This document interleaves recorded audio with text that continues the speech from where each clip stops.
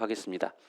오늘 우리에게 주시는 하나님의 말씀은 구약 성경 예레미야서 4장 1절에서 4절 말씀입니다. 구약 성경으로 제가 가지고 있는 성경책 1056쪽에 있습니다.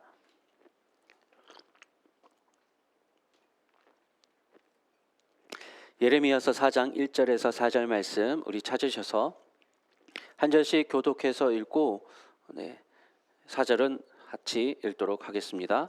예레미야 4장 1절에서 4절 말씀 찾으신 줄 알고 제가 1절부터 읽겠습니다. 여호와께서 이르시되 이스라엘아 네가 돌아오려거든 내게로 돌아오라. 네가 만일 나의 목전에서 가증한 것을 버리고 네가 흔들리지 아니하며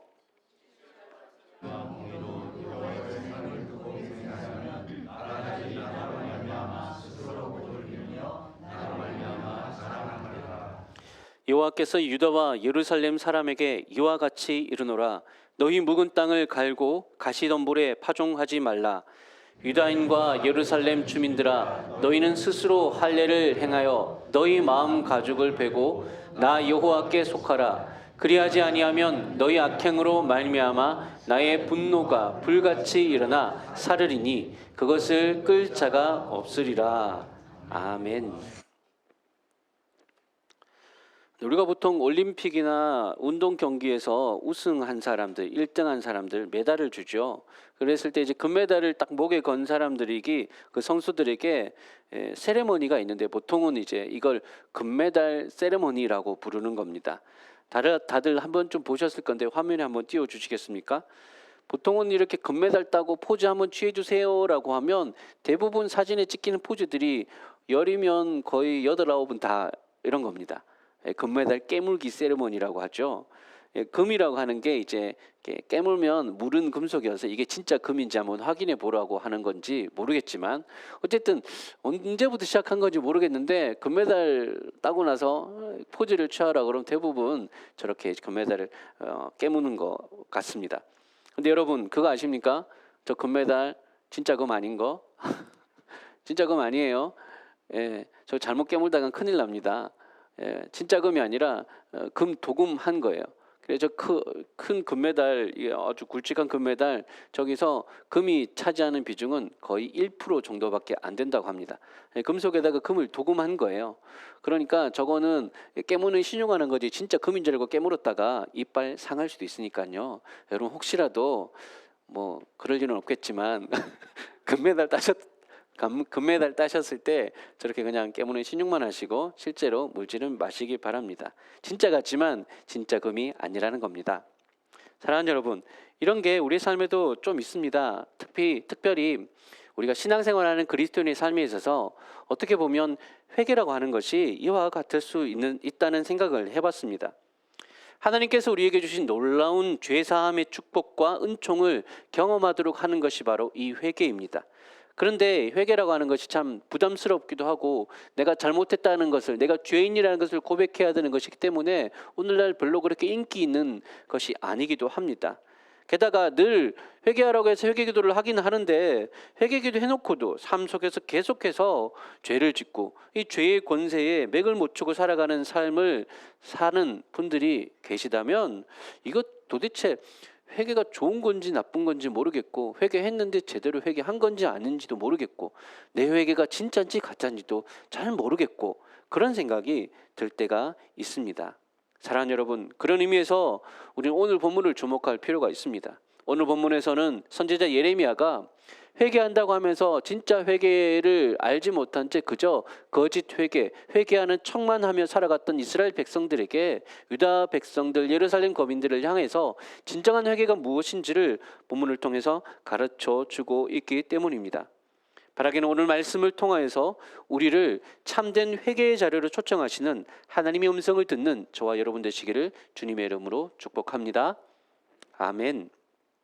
자, 참된 회개의 특징 우리가 두 가지로 오늘 살펴보겠습니다. 첫 번째로, 참된 회개는 따라해 볼까요? 하나님께로 삶의 방향을 돌이키는 단호한 결단입니다. 참된 회개는요, 삶의 방향을 하나님께로 유턴해서 돌이키는 단호하고도 확실한 결단을 말합니다. 여러분, 우리가 보통 회개라고 하면 이 보통 회개 기도를 회개라고 생각하기가 쉬워요. 그러니까 자신의 죄를 내가 잘못했구나, 하나님 앞에 범죄했구나, 죄를 깨닫고 뉘우치고 후회하고 하나님 앞에 나와서 하나님, 제가 죄를 범했습니다, 용서해 주십시오, 용서를 구하고, 그러면 이제 예수님의 십자가 공로로 우리의 죄가 용서받게 되었음을 믿고 그렇게 하나님 앞에 감사드린 것, 이게 이제 회개 기도이죠. 근데 이거를 우리가 회개 기도를 회개의 전부라고 생각하면 안 돼요. 회개 기도는 정말 필요하고 중요한 것이에요. 그런데 이 회개 기도는요, 문제는 뭐냐면 우리가 아까도 말씀드렸다시피 회개한다고 기도해놓고 돌아가서 또 어떻게 해요? 내가 회개했던 거 다시 짓고 또 돌아와서 회개 기도하고 또 돌아가서 또 짓고, 이게 이제 이 쳇바퀴처럼 똑같이 반복되어지는 일상을 살아간단 말이죠. 왜 그럴까요? 왜 문제일까요? 이게 회개 기도가 진짜 제대로 된 것일까요? 문제는 우리가 회개 기도한 것을 가지고 회개를 다 끝냈다고만 생각하기 때문입니다. 기도했으면 이제 다 끝났어, 나는 회개를 끝냈어, 처리 다 했어, 숙제 다 했어, 이제 그만 생각 안 하고 그냥 살면 돼 라고 그렇게 생각하기 때문입니다. 사랑하는 여러분, 아닙니다. 회개의 기도는 회개의 시작에 불과합니다. 자기가 한 행동이 하나님의 뜻을 거역했고 그분이 마음을 아프시게 한 죄라는 것을 마음속 깊이 깨닫고 후회하고 하나님 앞에 뉘우쳐서 하나님, 잘못했습니다, 제가 죄인이오니 저를 용서하여 주십시오라고 그렇게 기도하고 고백했다면 우리는 그 다음 단계로 나아가야 됩니다. 이게 회개 기도는요, 회개의 시작을 여는 문과도 같습니다. 문을 열어 젖힌 거예요. 근데 문을 열어 젖혀놓고 그 다음 단계로 나아가지 않으면 문만 열고 그대로 우리가 죄 가운데 있으면 안 되는 것이겠죠. 회개 기도의 다음 단계인 삶에서의 방향 전환을 우리가 해야 됩니다. 오늘 본문 1절 다시 한번 우리가 살펴볼까요? 예레미야서 4장 1절 말씀입니다. 제가 읽어볼게요. 여호와께서 이르시되 이스라엘아, 네가 돌아오려거든 내게로 돌아오라. 네가 만일 나의 목전에서 가증한 것을 버리고 네가 흔들리지 아니하며 라고 했습니다. 네가 돌아오려거든 어디로요? 내게로 돌아오라. 회개는요, 방향성이 중요합니다. 돌이키는 것이 회개라고 했는데 어디로 돌이키느냐? 하나님께로 돌이키는 삶의 유턴 작업이 바로 회개다라고 하는 것입니다.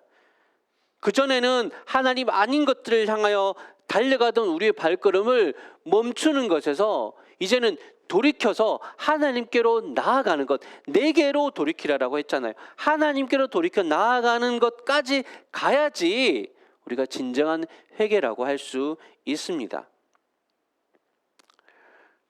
회개를 사랑할 수 있을까라는 책이 있어요. 이종규 목사님이 지은 책인데 이 책에 보면 회개를 이렇게 정의했어요.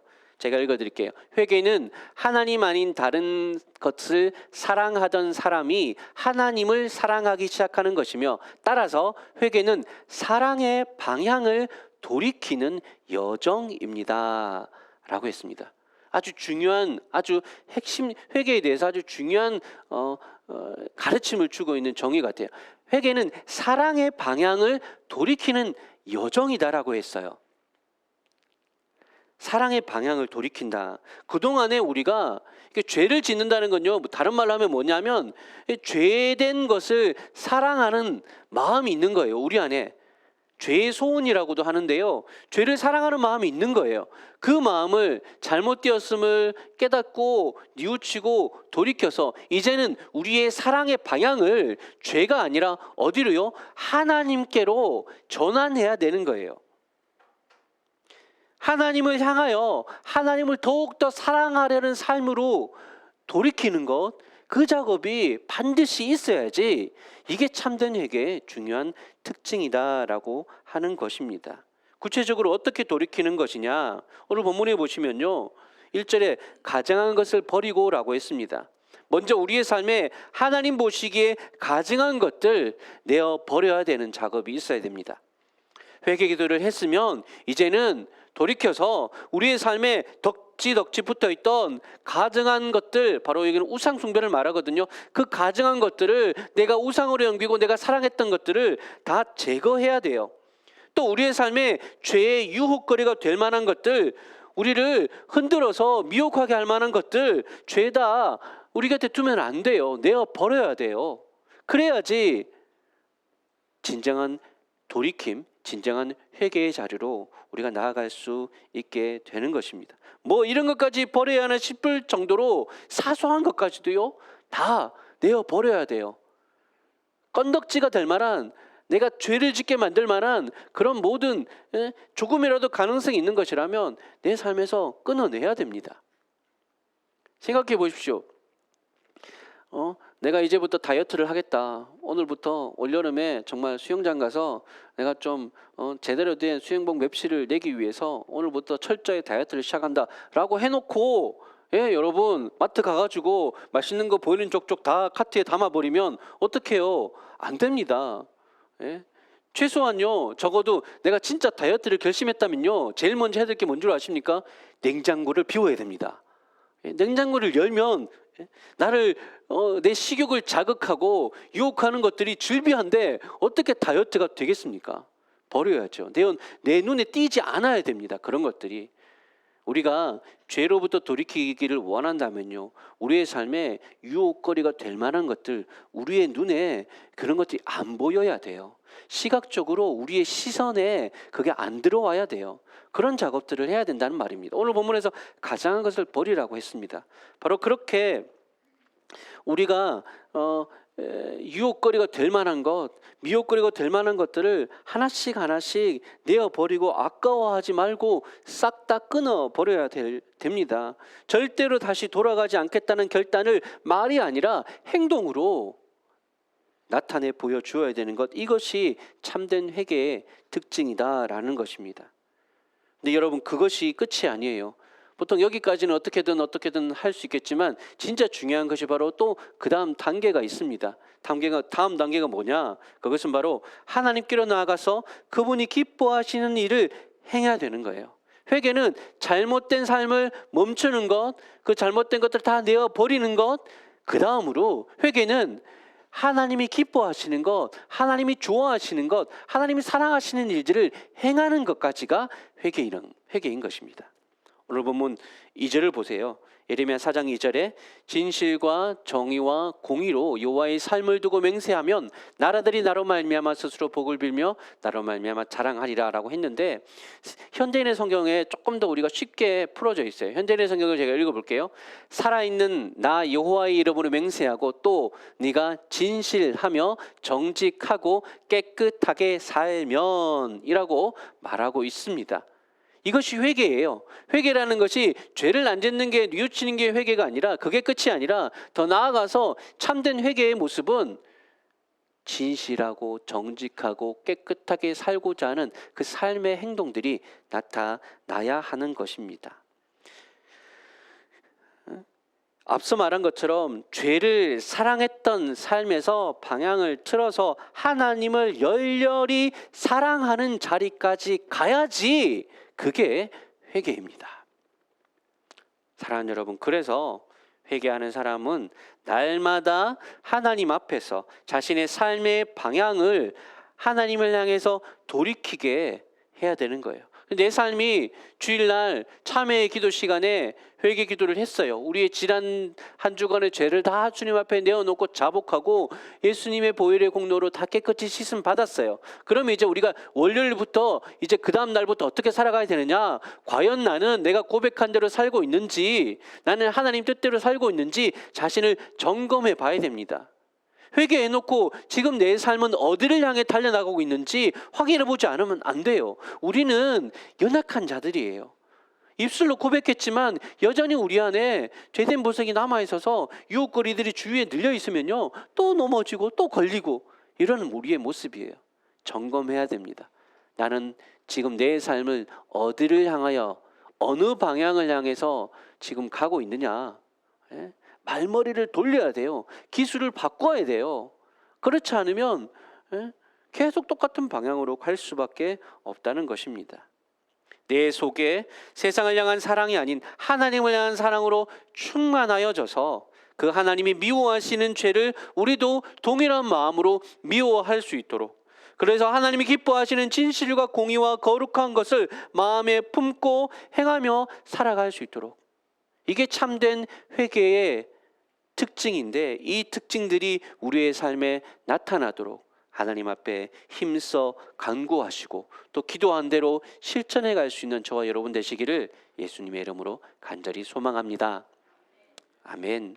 첫 번째 회개의 특징은요, 삶에서의 돌이킴입니다. 어디까지 돌이킴이냐? 하나님이 뜻 가운데 사는 돌이킴까지 가야 된다는 거죠. 두 번째로 또 한번 봅시다. 참된 회개는요, 따라할까요? 마음의 묵은 땅을 갈아엎는 수고의 과정입니다. 다시 한 번 말씀드립니다. 참된 회개의 특징 두 번째, 마음의 묵은 땅을 갈아엎는 수고의 과정이 회개입니다. 단순히 한 번 하고 마는 게 아니라 여러분, 과정이라고 말씀드립니다. 기억하십시오. 예레미야서 4장 3절 말씀, 한번 이건 같이 읽어봐야 되겠습니다. 같이 읽어보겠습니다. 시작. 여호와께서 유다와 예루살렘 사람에게 이와 같이 이르노라. 너희 묵은 땅을 갈고 가시 덤불에 파종하지 말라. 아멘. 지금 예레미야 선지자는요, 하나님께 돌아오는 회개를 가리켜서 묵은 땅을 가는 것으로 비유하고 있습니다. 농사의 이미지죠. 농사. 보통 제가 농사를 잘 알지는 못하지만 그래도 기본적인 지식을 갖고 말씀드리자면, 농부가 곡식을 키우는 것 정말 중요한데, 그것만큼이나 농사에서 더 중요한 게 뭐냐면 밭을 건강한 토양으로 만드는 작업이 더 중요합니다. 아무리 좋은 모종을 가지고 좋은 그 품종의 씨를 뿌리더라도요, 밭이 이렇게 막 산성화되어 있고 밭이 좀 이제 기름기도 없고 퍽석퍽석하고 그런 땅이면요, 이게 자랄 수가 없어요. 좋은 토양에서 풍성한 소출이 나오는 겁니다.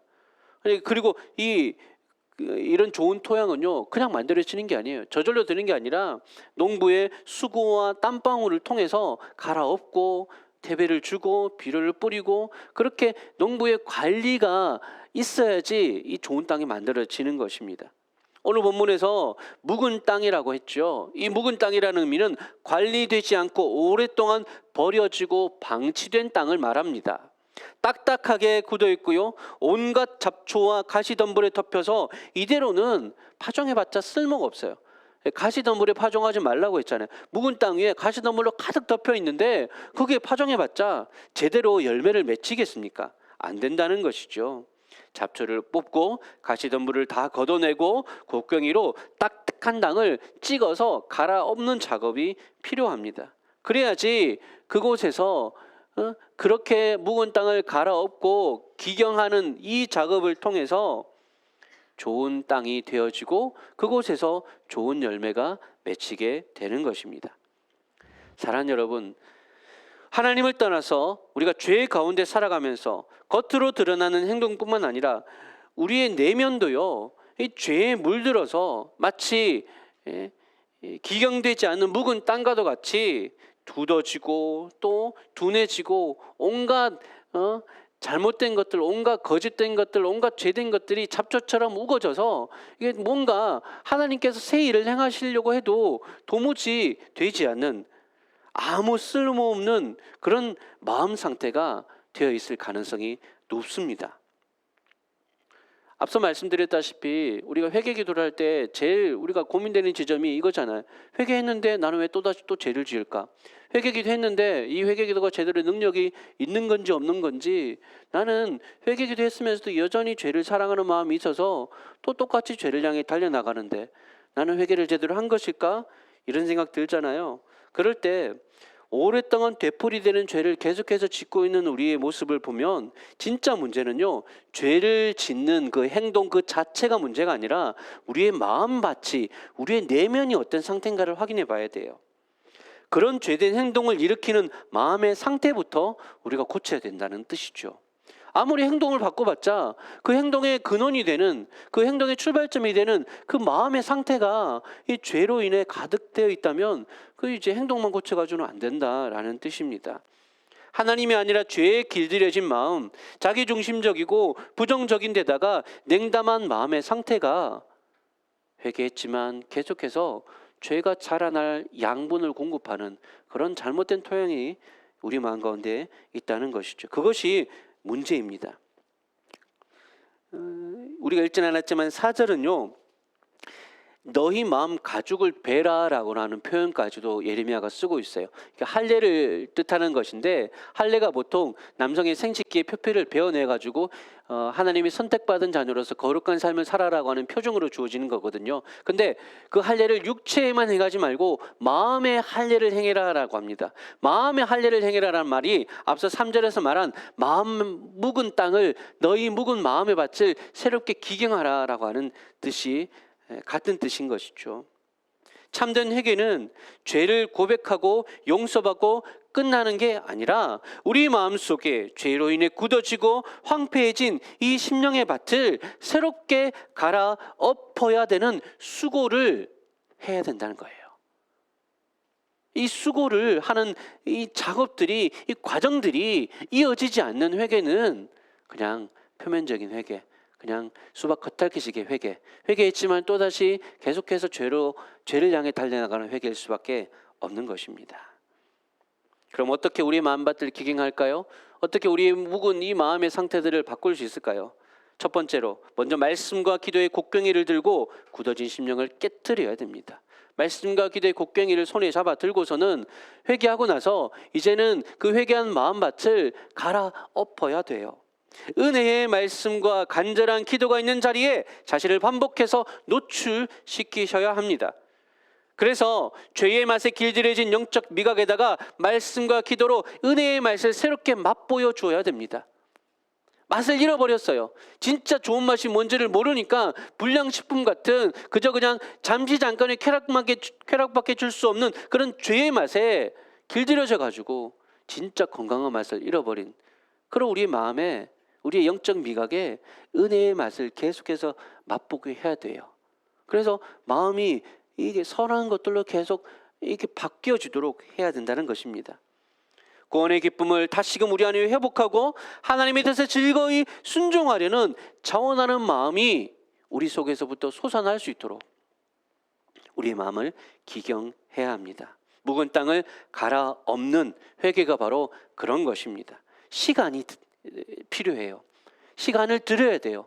주일날 아침에 교회 와서 회개하고 나서 집에 돌아가서 어떻게 하면 이제 하나님 뜻에 따라 살까? 어떻게 하면 이제 하나님 기뻐하시는 삶을 살까?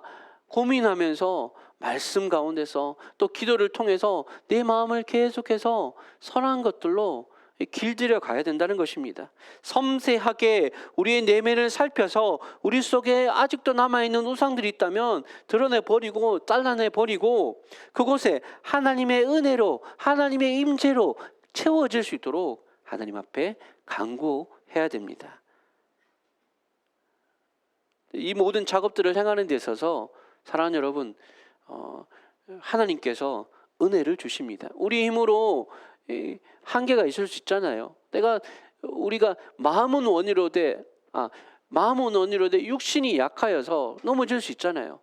하나님께서 이런 우리들의 약함을 아시고 하나님께서 우리에게 은혜를 주셔서 성령을 보내주십니다. 성령께서 무슨 일을 하시느냐? 에스겔서 36장 26절 말씀을 보십시오. 제가 읽어드릴게요. 또 새 영을 너희 속에 두고 새 마음을 너희에게 주되 너희 육신에서 굳은 마음을 제거하고 부드러운 마음을 줄 것이며. 에스겔 선지자가 말한 이 새 영은 장차 예수 그리스도를 믿는 자에게 주실 성령을 뜻하는 것입니다. 성령께서 우리 안에 뭐라고 말합니까? 굳은 마음을 제거하시고 부드러운 새 마음을 주셔서 하나님의 뜻을 이룰 수 있도록 도와주신다라고 약속하셨습니다. 하나님 그 약속대로 우리에게 성령을 주셨습니다. 오늘 이 시간 저와 여러분에게 우리 안에 성령께서 내주하시는 줄 믿습니다. 그리고 성령께서 하시는 가장 중요한 일 중에 하나가 뭐냐면 우리 마음밭을, 굳어있는 우리 마음밭을 갈아엎어 주시는 일을 하십니다. 혼자 어려우십니까? 내 힘으로는 잘 안 되십니까? 성령께 기도하십시오. 성령 하나님, 주님 오셔서 내 안에 있는 이 죄로 인해서 딱딱하게 굳어져 있고 죄로 인해 딱딱하게 이 부정적이고 이 마음속에 불만과 염려와 걱정만 가득한 이 마음들 깨뜨려 주시고 하나님의 은혜를 갈망하고 하나님의 선하심을 기대하는 이 선한 마음으로 변화시켜 주십시오라고 기도해야 됩니다. 그런 작업들이 진짜 회개하는 삶 가운데 있는 것이죠. 진정한 회개는요, 그런 기도가 나오게 되어 있습니다. 사랑 소원을 가지고 내 힘으로는 부족하오니 하나님 주의 뜻을 행할 수 있도록 내 속에 굳은 마음 묵은 땅을 기경하시고 부드러운 마음 선한 마음 하나님의 뜻을 이루고자 하는 거룩한 소원을 성령께서 우리 안에 부어 주시옵소서라고 이렇게 기도해야 됩니다. 그렇게 기도할 때 하나님께서 우리의 마음밭을 성령으로 바꾸어 주시고 변화시켜 주시는 그런 작업들을 통해서 점점점 우리의 마음 심령이 우리의 마음밭이 이제는 좋은 땅으로 바뀌어지는 거예요. 굳은 땅이 아니라 예수님이 그 밭에 씨 뿌리는 비유에서 나온 말씀하셨죠. 굳은 땅이 아니라 돌짝같이 길가같이 딱딱하게 굳어져 버린 땅이 아니라 옥토밭같이 그렇게 준비된 마음밭으로 부드러운 마음밭으로 성령께서 경작하시고 갈아엎으신 그 마음 가운데 하나님의 은혜가 뿌려지게 되고 하나님의 그 인도하시는 그 축복이 임하게 될 때 사랑하는 여러분, 우리의 삶 가운데 은혜가 넘치게 될 것입니다. 하나님의 은혜가 30배, 60배, 100배의 결실로 들어서 풍성하게 맺어날 것입니다. 이것이 진짜 회개의 축복입니다. 진정 하나님 앞에 참된 회개로 하나님 앞에 우리의 삶을 드리고 돌이키고 변화시키고 깨트리는 작업을 했을 때 우리의 삶에 하나님의 은혜가 한량없이 부어지게 되는 것입니다. 바라기는 이러한 회복이 우리의 삶 가운데도 저와 여러분의 삶 가운데 날마다 회개하는 삶을 통해서 풍성하게 경험되어지기를 주님의 이름으로 간절히 축복합니다. 아멘. 말씀을 정리해 보겠습니다. 사랑하는 여러분, 참된 회개는 무엇입니까? 참된 회개는 오늘 본문의 말씀을 통해서 죄를 뉘우치는 한 번의 고백으로 끝나는 것이 아니라 우리의 삶의 방향을 하나님께로 돌이키는 매일매일의 결단이 참된 회개의 특징이라고 했습니다. 또 참된 회개는 삶을 통해서 계속되어지는 마음밭을 기경하는 수고의 그 노력을 통해서 굳어진 마음밭이 변화되어지가는 과정이라고 말씀드렸습니다. 쉽지 않지요. 그냥 회개기도 한 번 하고 돌아서서 다 해결될 거면 그건 쉬운데 제가 말씀드린 이 회개는 참된 회개는 계속되는 과정입니다. 우리의 삶 가운데 끊임없는 영적인 싸움이 있는 시간들이죠. 힘든 여정이지만 기억하십시오. 그 수고의 열매는 달고 달 것입니다. 우리의 삶 속에서 하나님의 역사가 풍성하게 나타나게 될 것이고 우리 마음 깊은 곳으로부터 다시금 회개한 자들에게 부어주시는 하나님의 구원의 기쁨과 감사와 감격들이 넘쳐나게 될 것입니다. 오늘 이 시간도 바로 이 복된 회개의 자리로 하나님께서 우리를 부르고 계심을 저는 믿습니다. 십자가의 은혜의 자리로 나와서 주님의 자비와 긍휼로 우리의 심령을 일깨우고 죄를 씻어버릴 뿐만 아니라 우리 안에 하나님을 향한 거룩한 사랑의 마음으로 충만하게 해주셔서 우리의 마음을 더욱더 예수님 닮아가도록 우리의 삶이 더욱더 예수 그리스도의 장사한 분량에까지 닮아가고 빚어지고 자라갈 수 있도록 회개의 역사들을 일으키기 위해서 그 은혜를 누리라고 하나님이 우리를 초청하고 계십니다. 이 시간 마음을 다해서 주여 우리를 불쌍히 여기사 참된 회개의 삶으로 그 회개의 복을 누리는 삶으로 인도하여 주시옵소서. 기도 함께 기도하며 나가시는 저와 여러분 되시기를 주님의 이름으로 간절히 축원합니다. 아멘. 우리 말씀을 생각하시면서 함께 찬송하고 기도하도록 하겠습니다.